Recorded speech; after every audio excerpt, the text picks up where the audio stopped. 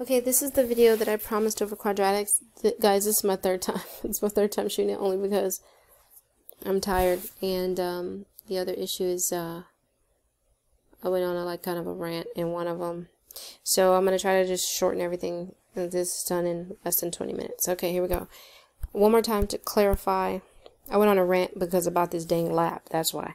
But I need everybody to hear me out. All right, so if your question is, Miss Mosley, why do we have a concept check when I come in on Tuesday? Miss Mosley, why did I, and you're all, combobulated and frustrated and stressed out with 1,000 things. We have to sit back and do what we got to do.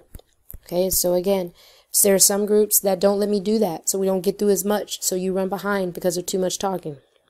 Other groups, we get through a good amount, but you got to just we still got to practice, come in, and we're going to get through it. And I'm going to show you how I'm going to save you in 1-3 so that you're ready for hopefully this test. Okay, so one more time. I emphasize, and I'm going to try to make my rant not long. I did not go over quadratics, so therefore in your mind, Miss Mosley did not cover that. However, quadratics are a review. So what I would do to this is very carefully, anything in this box, I can identify this. I can graph in vertex form. I can graph a quadratic in intercept form. If you don't understand that, Google it and look it up. It's a review. You've done it from Algebra 1. You've done it in Algebra 2. If for the sake of time, I did not touch on it, that means the PowerPoint for the first one, 3.4, 3.3, it's blank. Could I shoot a video on it? Sure. If you ask me, once I get through the stuff that's actually more important than review stuff. So I just don't have time to go over quadratics. Also, keep in mind, I already posted the worksheet on quadratics and the solutions. You could have watched YouTube videos. We also had, I believe, the storm happened, so you had time to sit in the house and go over that. The lab was already posted. I'm going to say that. So use your resources. Get in the textbook. You have, also, you could watch the author videos. And again, I know you're managing 6 to 8 classes, but we just got to do what we have to do, right? Because again, the committee came. We could not do anything Wednesday for the Chapter 2 test. We could not do anything Thursday, Friday. One group, I want to say, took the test. But this is all the old stuff, Chapter 2. But however, even though I didn't go over quadratics, there was a worksheet. Okay, I asked people questions, what they wanted me to go over. I answered those questions for what y'all needed, and that was the end of it. And I told you your first concept check would be over quadratics. Okay, so just to be clear, if there's anything in here, especially like, of course, we haven't talked about word problems. Of course, you may need to understand that, but all this stuff up here is just a refresher. Okay, and I'll shoot a video on it, but not till I get through the material that really matters in 1-3. All right, so you're on your own, and I said that so we could catch up. But I am going to shoot this video, which is over quadratics, and making sure you know how to put something in vertex form, and talking about completing the square and all that good stuff that's in this box, and how my thought process is at quadratics. All right, so I am going to shoot a video. Let's keep going. So then you guys came to class. We couldn't do any testing on Wednesday. However, I did introduce already polynomial A. Okay, there is this homework that should have already been attempted for what we have done, but we have talked about degree leading coefficient test. If your group has not got through more stuff, it's because your group is not letting us get through more stuff, period. Okay, so you're still going to be tested, and I'm just saying this, you're still going to be tested over whatever is in this lab for however far we get to. And if some groups are more ahead of others, you're still, even though you're behind, you're still going to be held accountable for it. I'm just going to say that because I have too many certain things and certain good days and bad days of groups not letting me get through more material. And then also kind of, overcomplicating things. If you don't understand something, write it down, participate, speak, talk about math, not giggling, laughing, and being distracted, and talking to other people around you to get them to explain something to you, and you're taken away from the lecture. That's my last time saying that. Okay. So if we look at this, okay, we have talked about, right here, I know how the degree of a polynomial is related to the number of roots. We've talked about that. There is another group, I think block 8 and 7, I want to say. We already touched on long division. Long and synthetic division are both reviews from Algebra 2. They're super duper easy. I will touch over them when y'all come in after you take your concept check. And then we need to talk about remainder and factor theorem. Okay. This right here going into polynomial B. And when they say I can apply the division algorithm, that is the same as doing, again, long division and synthetic. So when I go over these two, that takes care of that one. So most of A is pretty much almost done. Okay, and synthetic and long division is not hard. All right, you could have looked at this homework or tried problems of what you could and used the textbook. Polynomial B, okay? So when we look at this one, I have not posted it yet. However, I can find and use real zeros and in behavior of a polynomial to aid in my sketching. We've done that as well, which was in A. We've done that. I have not talked about the intermediate value theorem to find and locate real zeros. So again, when we have the concept check, I can sit back and we can get through this stuff to catch up to you. And then now, as you can see, today is Monday. It's going to change into Tuesday. So we are running behind on, we got to go do fundamentals. Again, I need to do intermediate value. And some of this stuff kind of, again, it overlaps. Now, for those of you with that nasty, nasty problem that I talked about when those people were here on Thursday, this about complex zeros, imaginary roots, they give you the zeros, give the function. That's a little bit of this one. And then we need to talk about applying the rational root theorem. So these theorems is what I need to get caught up to. And the last one says, you know, can I write polynomials as a product of linear factors? That's when we did, like, you know, x minus a, multiplicity. We'd have another 0 with another multiplicity. That's the kind of stuff we did touch on that. Okay, so we're going to get to that as well.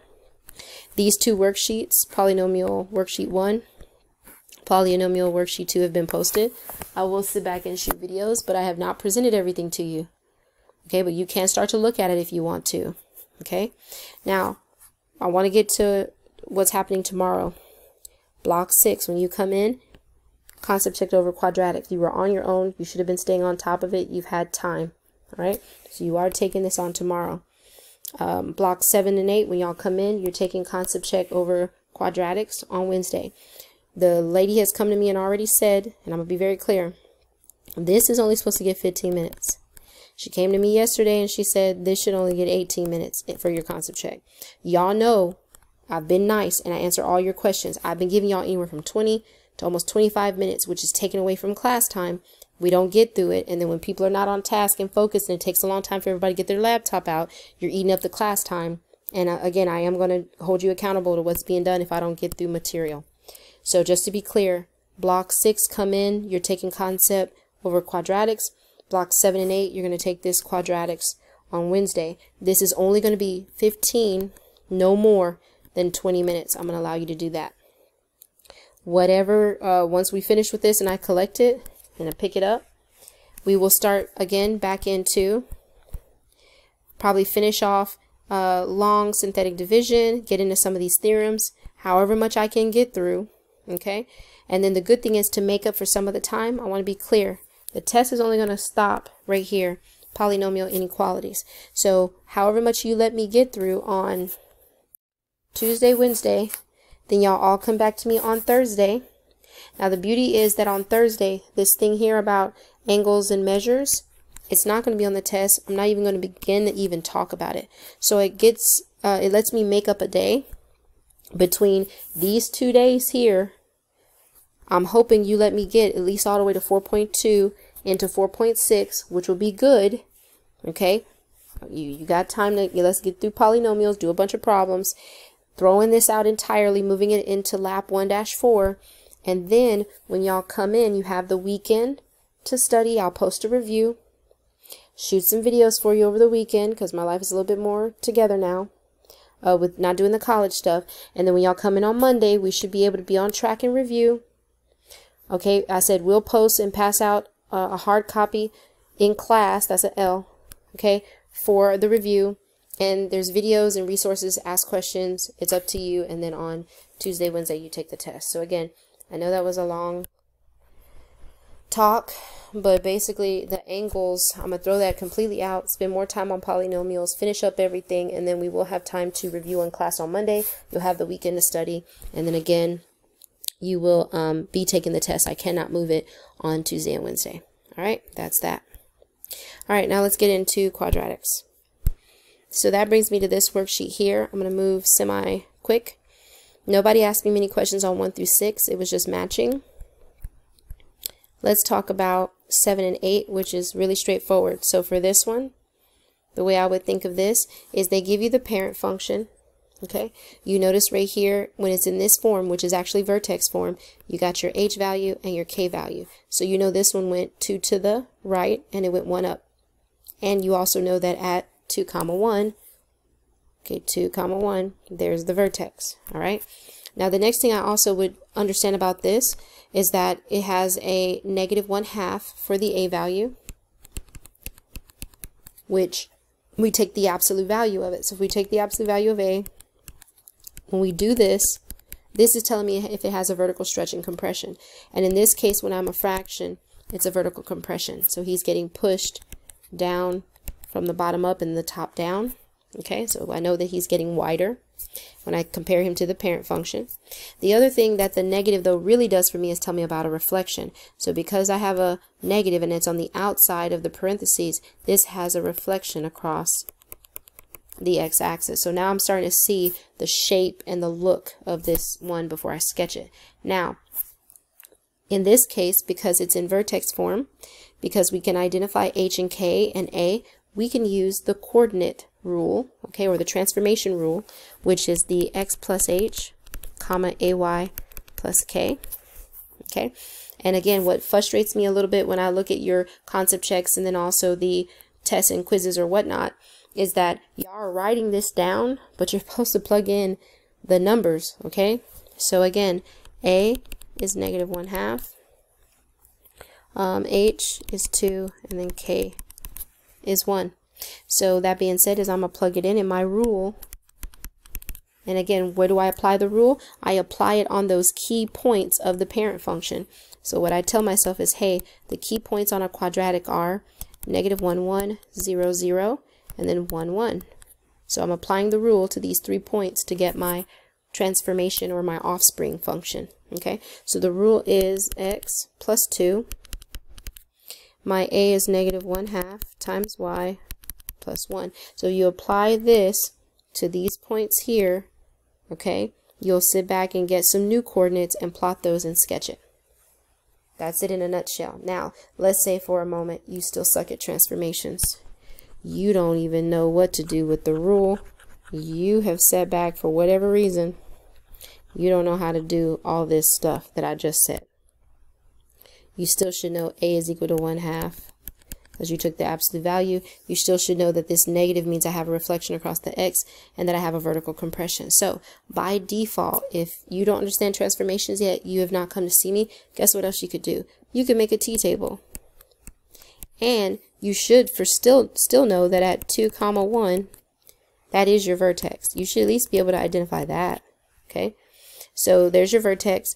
And what I would do is when I say make a t-table, this is a function. So that means if I take some values to the left of this 2 for x, and then to the right of this 2 for x, I can get some y values and I could plot it. So I would have chose, this is just me, I would have chose 1, 0, and negative 1. Plugged those values very carefully into my function and got my y values. Okay, I would have chose a couple of points to the right side of the 2, and I could have chose maybe 3 and 5. You know what I'm saying? Take your time and get those values, and then you could sketch it that way. That's just a second way to do it because this is the way they want you to understand all the concepts of quadratics. So again, try it out. The answer key's posted. What I want to talk about more in this video is vertex form, and I'm almost out of my 20 minutes. So here we go. Then for 9 and 10, I want to say we did some of these as a warm-up. I may not even need to spend time on this, but notice it says identify the vertex, the axis of symmetry, and the y-intercept. Sorry, the x-intercept. So for this one, what I would do is I would use this formula, axis of symmetry. Okay, we're calling this the axis of symmetry formula. So we plug in our b value. So negative, and then my b is 2. 2 times my a right here, negative 1. So negative 2 divided by negative 2 is 1. So for the axis of symmetry, that tells me that I have symmetry of this quadratic right through x equal 1. It's going to make it symmetric. Now I'm going to take that 1 value, plug it back into my original equation, because what this is doing for me is this is helping me to solve for y. which will give me the y component or y coordinate in my vertex. So in this case, I have -1 plus 2 plus 5, which that's going to give me a 6. Okay, so I have 1 comma 6 because I had 7 minus 1. There's my vertex and there's my axis of symmetry. So that's half the battle. Okay, now the next thing I can do that's really easy is let's talk about the y-intercept. So when you want to find the y-intercept, you're saying let x equal 0, solve for y. So if I let x equal 0 here and here, y will equal 5, which is a coordinate 0, 5. So that also is easy. When they say find the x-intercept or the roots, okay, I'm going to kind of move this down right here, let x equal 0, you do the opposite. Now in this case, we're going to let y equal 0 for x-intercepts, and we're going to solve for x. So we're finding our roots. So basically for this one, take the function, set it equal to 0, and you have to ask yourself, hey, how can I find these roots or these x-intercepts? Well, you got 3 methods. You can factor. This is not factorable.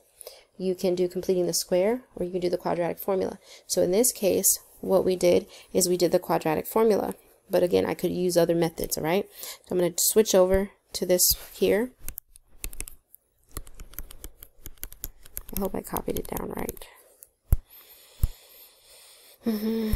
Okay, so for this one, I'm going to do quadratic formula. So we got x is equal to negative b plus minus, I'm going to move pretty quick, 4 minus 4ac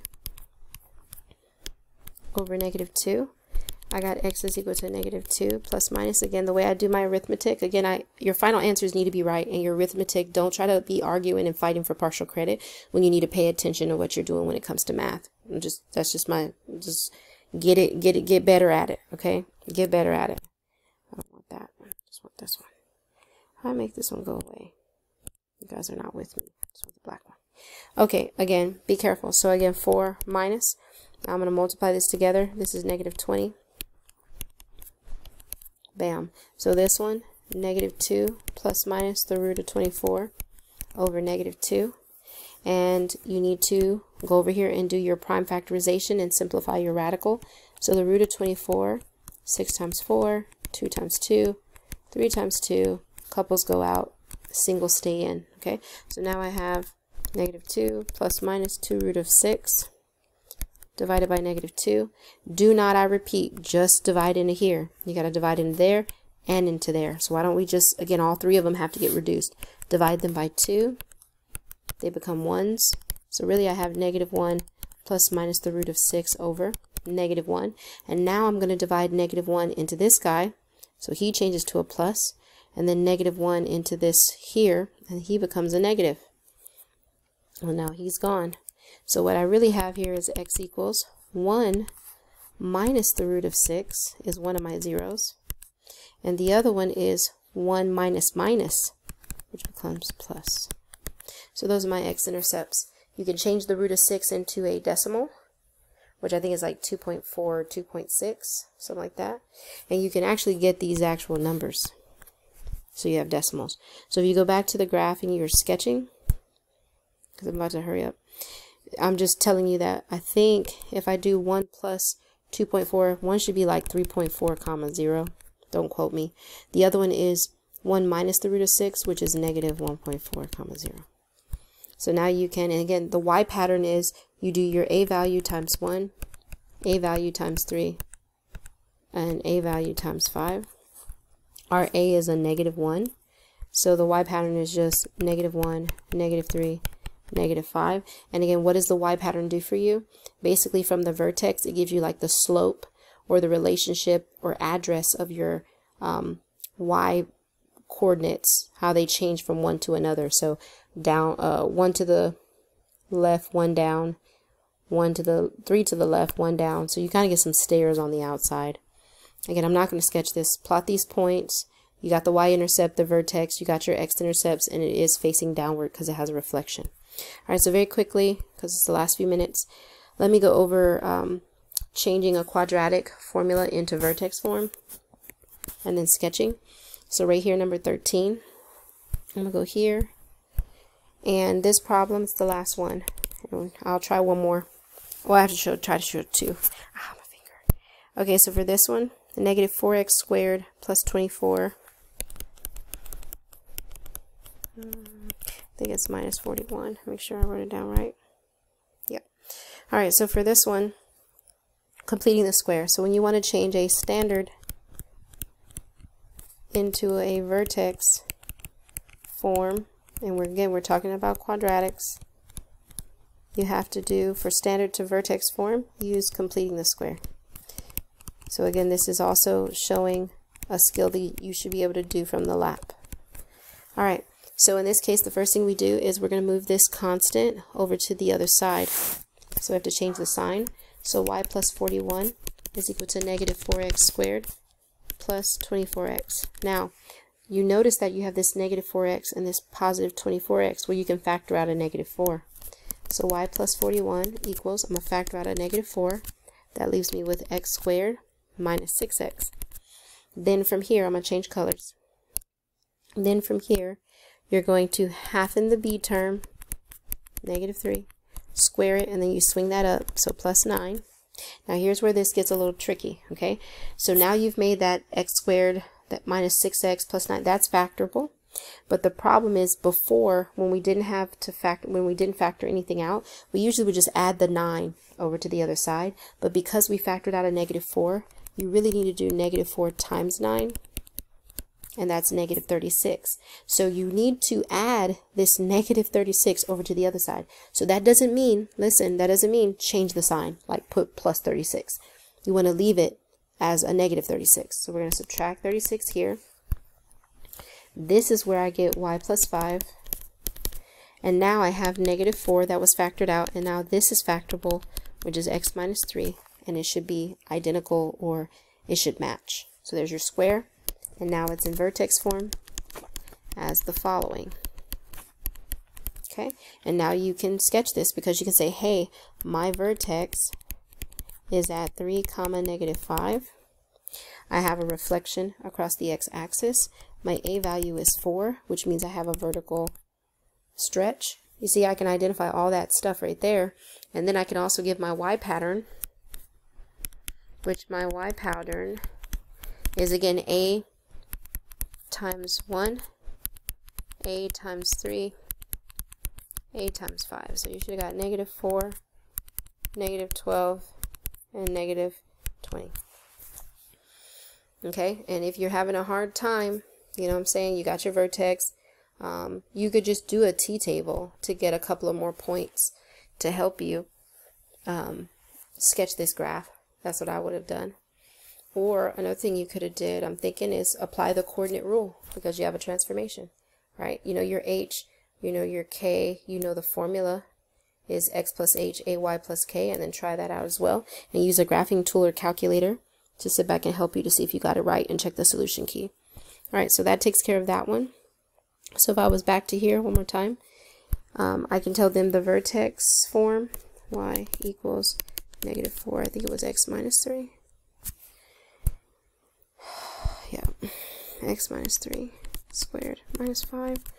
X equals 3 is my axis of symmetry. The vertex, remember, see, I can identify all this stuff here. And then I got my y pattern, negative 4, negative 20, yep. And then again, you can sketch it. I would make a t-table or apply your coordinate rule. All right, let's talk about this one. This is my last one. I'm done. Y is equal to, oops, sorry. Where you at? There we go. Negative 1/2. Okay, this one's going to be interesting. I'm going to distribute that negative 1/2, I'm sorry, positive 1/2. So I got 1/2 x squared, and then a half of 4, right? Yeah, so I'm going to do a 2x and then a negative 1. 2x and then a negative 1. Okay, still doing completing the square, so I'm going to add the 1 over. Now I'm going to mess up on purpose, then I'm going to fix it of where my mindset was, okay? Okay, first thing my mind would say, okay, I moved the constant over. See, my brain would tell me, oh yeah, remember the lady said to half in this, and then I get 1, and then I square and swing that up, and I get 1, and then add 1, so now we would be here. But then I would notice for a moment, I guess, See, I would look at this and be like, oh, I don't know how to factor that. See what I'm saying? So now I would tell myself, well, let me try something else. Oh, maybe I was supposed to factor out. Maybe back at this step here. So again, that was my screw up because I couldn't factor it and I freaked out. But what if I tried to factor out a 1/2? Right here. I'm left with x squared. And I got to think a little backwards because, again, I want to get a 2x. So this would have to be a 4x. See? I factored out the 1/2. Then I would tell myself, hey, divide by 2, which is 2 squared. This would be a 4. Now that's factorable. So now I'm at y plus 1. Give me 1 second. 1/2. And then see right here? This is just x plus 2 squared. And again, you know, you can check it. So if you fold it out, x times x is x squared. X times 2 is 2x. 2 times x is 2x. That's a 4x. And then 2 times 2 is 4. So it is factorable. Now the one thing I want to show you, I'm going to move this out the way so it's not confusing right here. Again, y'all know where that came from. Okay, but now remember, going back to here, I did not add to the other side. See, I got that 1/2 times 4. This is a 2, so I should add a 2 right here. So now what I have is a 3. And now I have it in vertex form. So the final answer is y 1/2 x plus 2 squared minus a 3. And what is my vertex? My vertex is at -2, -3. I know my A is equal to 1/2, which is a vertical compression. There's no reflection across the x-axis. What else do I know? The axis of symmetry is at x equal -2. You could apply the coordinate rule, which again, you got an A value, so you should do x plus h. But our h is a -2, so x minus 2. This is the rule. Okay, and that this is being applied to those key points I told you in the parent function. And then I have A is 1/2 y plus k. So apply this rule to the key points in the parent function, and then that will help you to sketch it or make a t-table. Alright, that's the end of this video. Good luck. I'm trying to make it very fair. So take your time, pay attention to what you're doing, and again, it's quadratics, and hopefully we have a good session. 15 minutes is all you get tomorrow, block 6, and then I hope we're just going to be ready to work and let me present to you so we get through more material before you have the next test. Alright, good night, guys.